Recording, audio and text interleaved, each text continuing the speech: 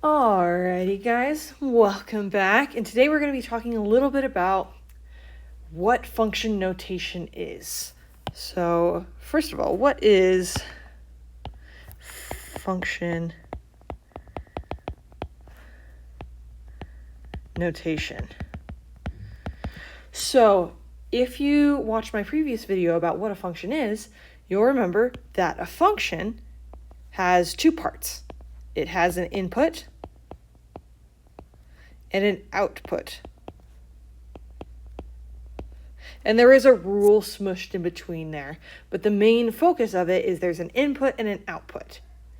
So in order to do function notation, there are some things that are a little bit different. So we may remember this very popular way to write a function, y equals mx plus b. You've probably heard that throughout your mathematical career and all your math classes, various versions of this, y equals mx plus b, which is a linear line. The only thing that is going to be different from this is the output, and you will see what I mean in just a minute. So this part, this rule part, stays just about the same as everything else in there. So I have some sort of rule, timesing it by m, then adding b to it. But I have my input, which is shown with the letter x. And that continues to be the same from what we've known previously. However, the difference is how we show the output. And the output looks something like this. You may be like, Mrs. Davidson, that looks so weird. That looks so different. I'm going to explain it a little bit more. So this guy right here reads as f of x. Okay? F of x.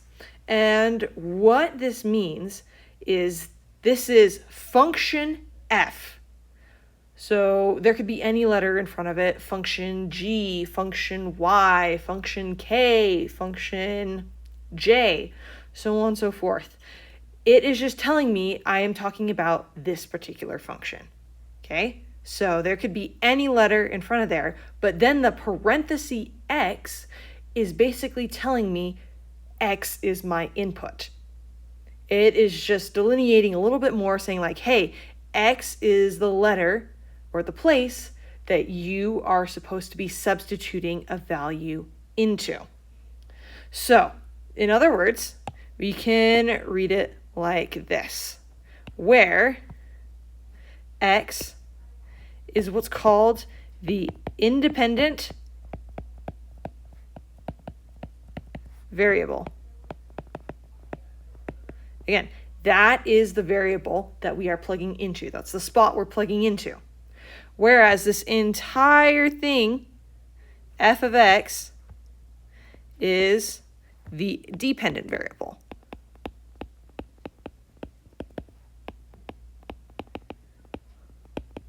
And the independent variable means I can just choose whatever number. It really does not depend on anything else except for my decision. Okay? Whereas the dependent variable entirely depends on what we plug into the rule and what we plug into the function. And that is why it's called a dependent versus an independent variable, because the output, dependent variable, depends on the input, whatever I plug into the equation. So function notation, all you are doing is you are putting some sort of letter in front to say, hey, this is the G function, this is the H function. Parentheses x, telling me that my input should be some x. That's where I'm going to plug in those numbers. And then surrounding that x is the rule of the function. So hopefully that was a decent explanation of what function notation looks like. And thank you for watching.